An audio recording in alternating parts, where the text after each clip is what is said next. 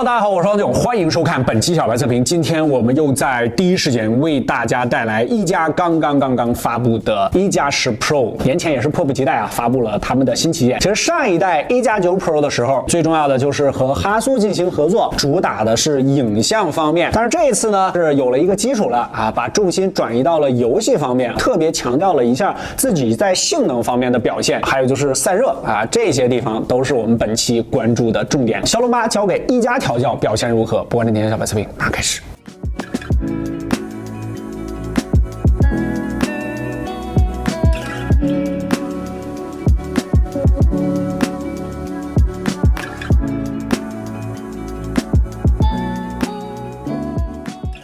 开箱环节我们就跟大家省略了啊，这个里面是传统4大金刚，然后最主要的就是一颗80瓦的 SuperWOOC 闪充。之前说有一个125瓦，但是确实挺长时间了，一直都没有机型搭载这个80瓦。后面我们有实测啊，这一季还支持50瓦的无线。最新的规定啊，这个50瓦就已经触顶了。ID 设计方面，很早之前就有曝光啊，它是从侧边呢向内有一个就类似于这样的一个环抱的这样的一个形式啊，它把这个镜头模组呢跟边框是连在了一起，但是它在物理结构上是没有连在一起的，就是金属中框向后有一个延伸，陶瓷的基板呢向侧边有一个延伸，然后连接在了一起，中间连接的部分是有一个哈苏的英文标识，它是陶瓷材质的，所以你看起来它的质感是不错的。当然它是光面的啊，也比较容易沾染指纹。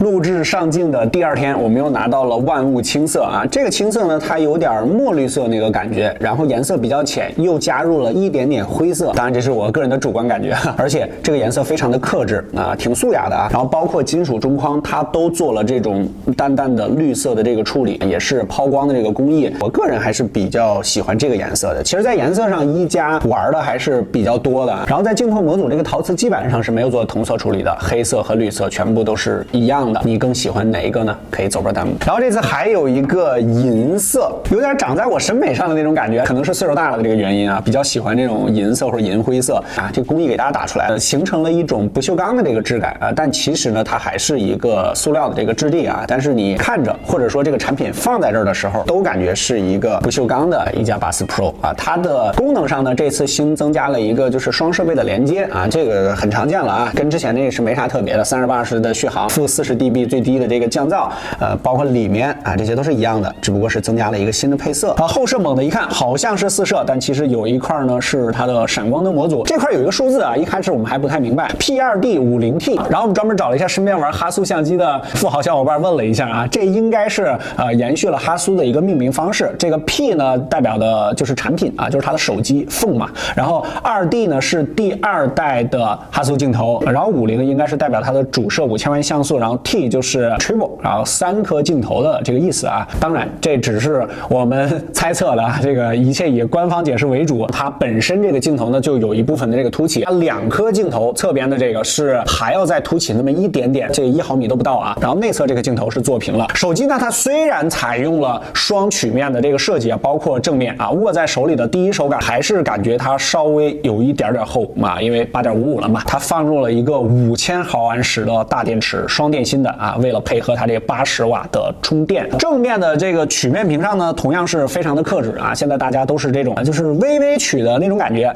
正面边框上这次做的不错，这个顶部和下巴基本上是等宽了啊，然后两侧呢视觉上曲面屏有减窄的作用，显得会更窄一点，但其实它是一样的，而且这个曲面屏它是没有塑料支架的，划过边缘的时候手感也不错，就是正面 ID 上我觉得还算是比较和谐的。顶部是一个微风式的听筒，听筒是双扬声器，基础的配置我们给大家打出来，实际调教如何，我们一起来看看。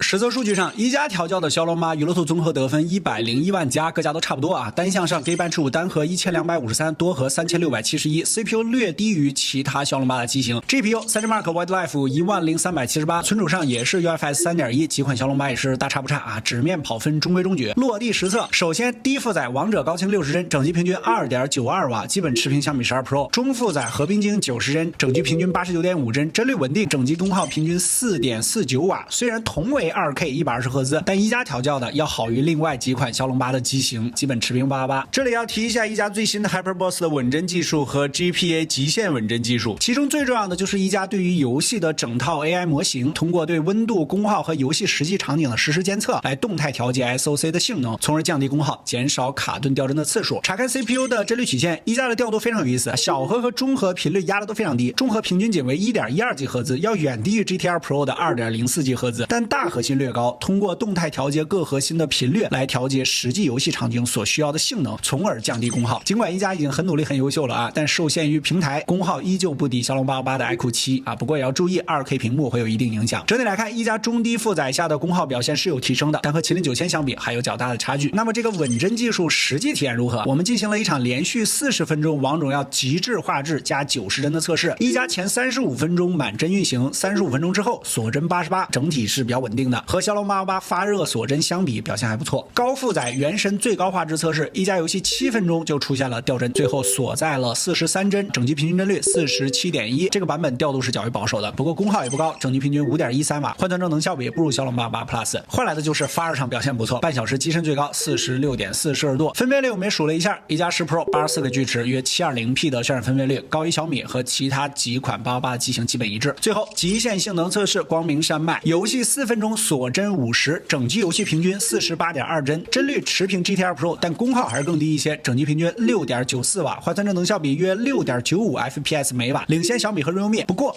领先的不过发热较高，半小时机身最高 52.9摄氏度基本持平 realme。各个场景下骁龙8基础功耗偏高，这个神仙也改不了了。但和之前的4款骁龙8机型相比，一加的能效比调教的确实要更好一点。再来看一下数据库的常规表现，充电方面80瓦双电芯快充，虽说是80瓦但调度策略非常保守，实测5000毫安时的电池33分钟前台100%，前台充电速度基本持平 GTR Pro 的满血版65瓦，完全充满时间需要41分钟。目前这个版本下基本没有体现出什么80瓦快充的优势。续航上 2K 加上120赫兹，小白测评3小时轻度续航测试剩余 54%，5小时重度剩余 5%， 测到死的项目上总共坚持了5小时18分钟，勉强撑过5小时表现一般。最后小白测评数据库20款应用2轮打开测试，12G 的版本一加3次平均用时123秒，也是表现一般。简单总结，目前骁龙8的常规机型已经发布5款了，各家都在强调自己的驯龙手段如何，我们之前也都做了实测，总结一下就是功耗高优化难。一加的游戏能效比确实有一定提升但依旧改变不了骁龙8的基础，在没有定向优化的日常使用上，这个版本续航表现一般，且流畅度上还有优化空间。这次一加还带来了一个定制的 X 轴线性马达软件层面上对日常使用和游戏都进行了专门适配，在和平精英中对不同操作和场景都有丰富的反馈。大体积的震动马达在日常使用还是很能提升使用感受的。另一个点就是一加很早就标配且延续至今的 USB 3.1当你需要用线传输数据的时候，你就能感受到它的速度了。对比至今还是 USB 2.0 的旗舰机，我就不念你们的身份证号了大家可以走波弹幕，传输一个10 G 左右的文件，直接看对比速度就行了。不过目前这个版本会出现接 C2C 的线会默认直接充电，不会弹出选择连接类型的选项，还需要进一步优化。在有需求的时候还能把手机的内容通过数据线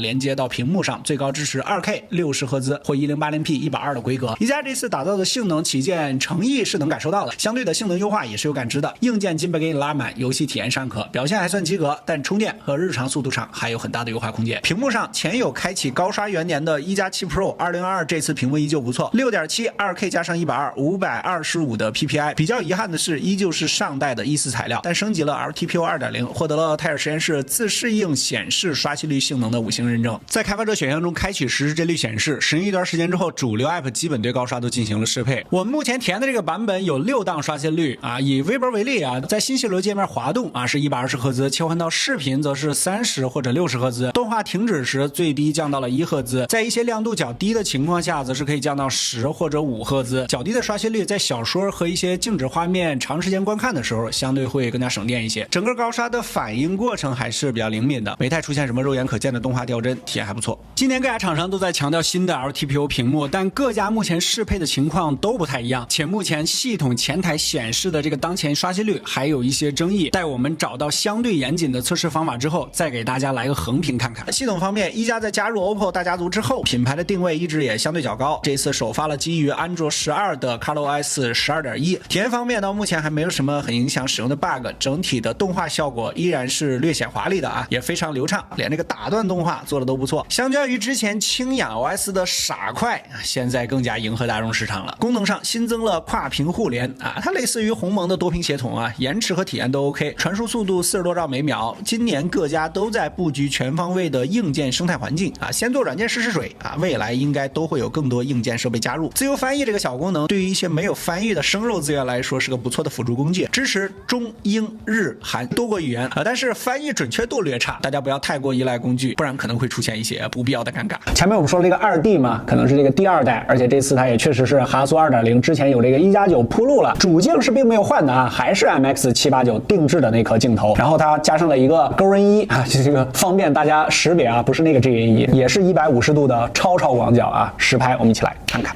长焦镜头是800万像素，3.3倍光变的 OA0810啊，乍一听可能有点陌生，其实是老朋友了，之前蓝厂小米也有用过。白天大旗舰之间现在已经很难看出什么太大差距了。武汉这几天连续阴雨啊，很考验白平衡的优化。iPhone 则是一贯的真实，即便是这么阴的天气，依旧能拍出一些云的细节。一加的哈苏调教色彩相对讨喜，天空默认或者放大都有细节保留，但依旧调色风格偏浓厚，看个人喜好了。能感知到的是，毕竟第2次用这个主镜了，调教成熟，无论是质量还是成片率，相对来说都不错。切换到广角，4家风格基本与主摄一致，但成片肯定相对主摄来说有不同程度的质量减弱。放大自拍，1+10 Pro 的细节保留相对更好。长焦方面，4台设备都是非潜望的，直接拉到10倍，纯靠裁切和算法成片的情况下，13 Pro Max 最优，画面相对干净清晰。一加和小米各有所长，小米的细节保留较多，一加的色彩更准确些。再统一拉到 3.3， 这里大家都还是长焦镜头的，苹果依旧拔得头筹，拉近看玻璃上的字体，一加和小米都有不同程度的发虚，三者建筑的细节保留都还算良好。长焦这个东西有肯定是比没有强的，在没有潜望镜的情况下，那就真看各家的调教能力了。一加这边总的来说，白天浓郁的成像风格也带到了夜晚，主摄和广角的成像质量都算 OK， 但长焦的成片则是有点不太行，细节基本丢的差不多了。大师调教滤镜和视野接近 GoPro 运动相机的150度超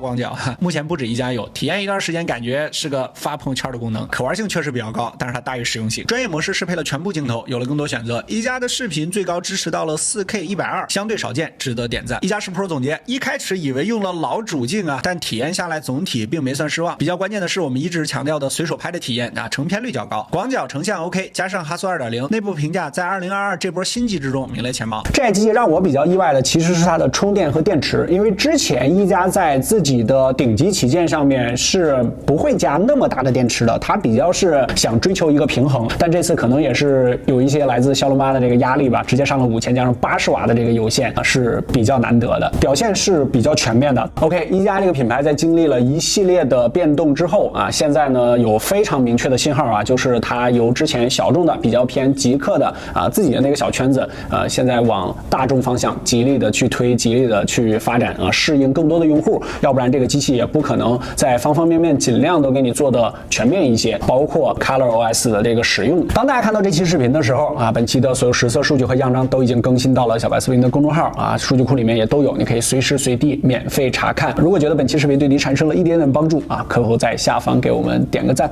，3万就可以了，特别感谢。更多人更精彩，大概在全网搜索关注小白测评，不关注体验，我们下期视频再见，拜拜。